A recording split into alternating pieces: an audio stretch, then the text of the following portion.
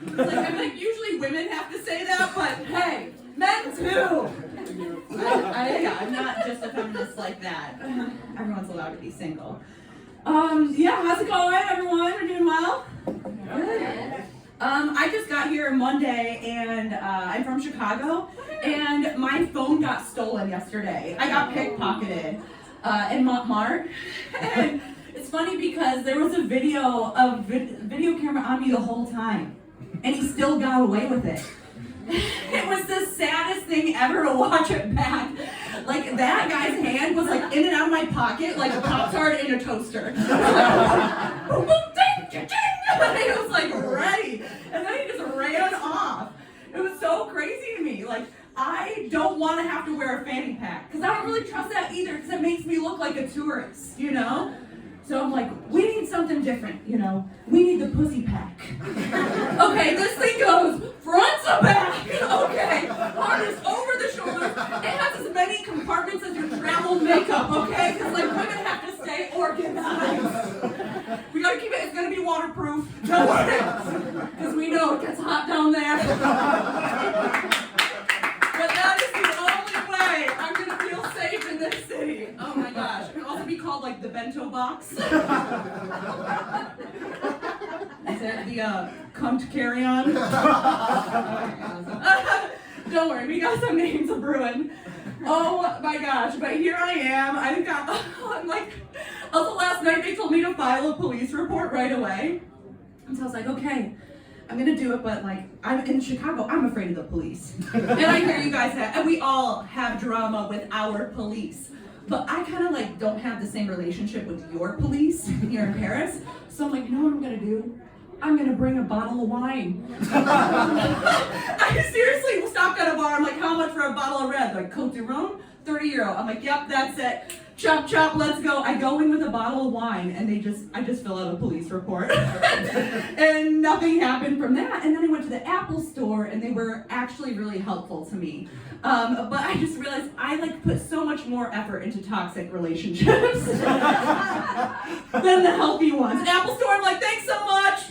Thanks, dude. He helped me for 3 hours and the police were just like, be safer. And I'm like, here's a bottle of wine and I don't know. That's just what I do.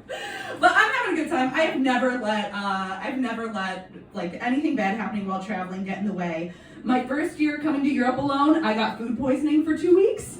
I was here for 4. My second time, I got ghosted by my Barcelona boyfriend that I met the year prior. And so this guy was my Airbnb host from year 1. Even though I was shitting my brains out, I met him, we fell in love, and we fucked a lot. And so I came back again, and I was like, the next year, I was ready to do this. We were texting like every day, every other week, and he wanted to meet up again, but he didn't really speak a lot of English. So I fly in year 2, he pulls up to pick me up in a square on his Vespa. I was like, hot ride. Oh my God, I wish American guys did this. And so I hop on, I can feel him shaking. I'm like, oh my God, this is true love. This is what it is. We go back to our new Airbnb because the other one went out of business. Red flag. Go back to the new Airbnb, we have sex, we go to this square, we're shopping around, and we sit down, get lunch, and he looks at me and he goes, You are my American mistress. I thought that was so sweet, right? Like, he's telling me he loves me. And we hang out a little bit longer, and he gets a phone call, and he's just like, my uncle, I have to go. I'm like, family first, absolutely. And then I never saw him again. So I think I was his American mistress. After all, that's how that works.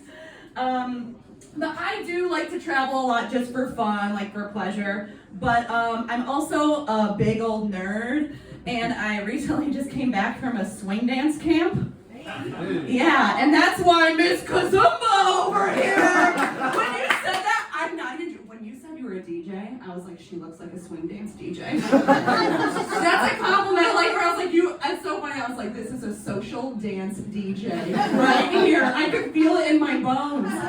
So you also dance Kazumba, right? Okay, right. And it is more like a sensual dance, right? Leo over here busting a nut on stage.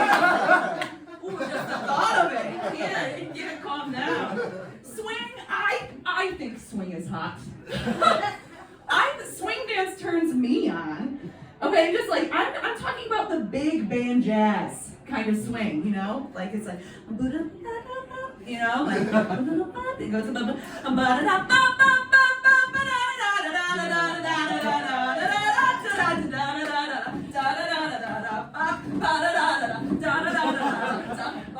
Right here.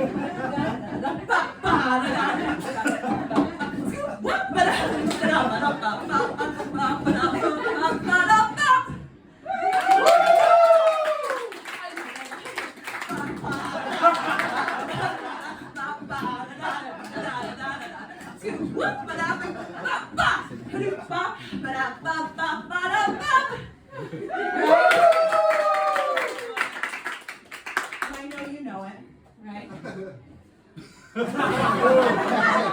This is where it gets intimate.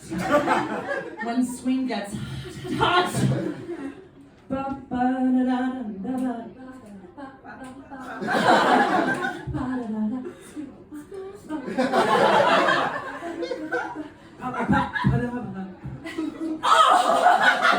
Oh, whoa, we got some naturals over here. You guys, seriously, it's fun, right? Wasn't that hot? Weren't you guys melting? You're like the tension. I caught it with a knife. Every time I go to swing dance camp, I walk in the room and I'm like, these nerds. Like, who the fuck are these white gangly nerds? And it turns out that it's 50% people in the medical field and 50% software developers. Because a software developer took the time to do a survey. And then there's just like 0.01% just theater kids who didn't get the lead role. Like me. And I just like want that one-on-one time, you know, I'm like, I gotta shine. Yeah, I got, you know, auditioned for Little Orphan Annie and they cast the blonde girl and like put a wig on her. Right, road. Right, I'm like, now for me it's just like a hard knock life. I'm here dancing in the background and I know all the choreography. But I did this one time at swing dance camp. I lost my virginity. Truly. I mean, I've been going for about 5, 6, 7, 8 years or so.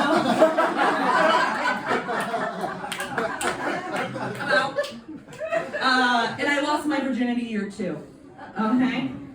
And you know how, like, when you have sex for the first time, you learn a lot about your body, because you're like, holy crap, that's all mine. And I found out that, like my pussy is a flapper.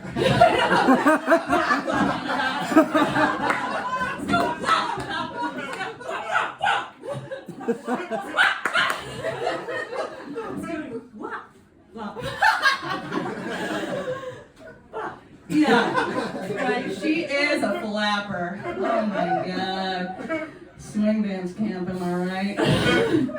What you gonna do? Yeah, I'm a pretty like open-minded, adventurous person. You can tell. It's a weird mix of things. But I did have my most wild hookup 2 years ago, okay? This guy, I meet him out on the town. We go back to his place. Clothes are coming off. And he just looks down at himself. And the mood shifts. And he just goes, I'm fat. Oh my god. I'm like, so? I was there, I was ready to party.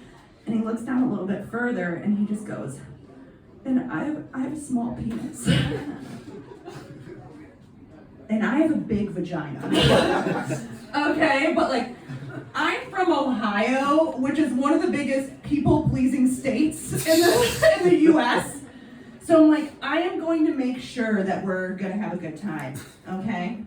So I just tell this guy, go, get down on your knees, right? He drops down to his knees. And I decided it would be a great time to do that yoga pose I learned from my vinyasa class earlier that week. So I'm here like, you're doing great, down on your knees, leg on the shoulder, and go to town. Go to town. Have fun down there, explore, find yourself something good. What's your name again? Kaden? Kyle? I don't really remember. If we don't come tonight, you know what? It's just gonna be the night of the handstand. And then at about that point, I fell and I cracked my back, and I've been seeing a chiropractor for the last 2 years. Because of this one night of trying to make somebody happy. Oh God, and this guy, he did text me back the next day, and he goes, hey, that was really fun. I was like, yeah, it was. And he was just like, well, you want to meet up again? And I'm like, dude, I feel like I bent over backwards for you. And I was just like, for me, it was just a one-night handstand. But my name is Claire Parlette. This has been so much fun. Blast. And then we have a lovely comedian, and I knew I was going to forget his last name. It's Levon Shah. You got it right, give it up for the ladies. You got the brown name right, give it up, man. Like, go, keep it going, keep it going. Fucking loving it. How are you guys doing, man? Good. Yeah.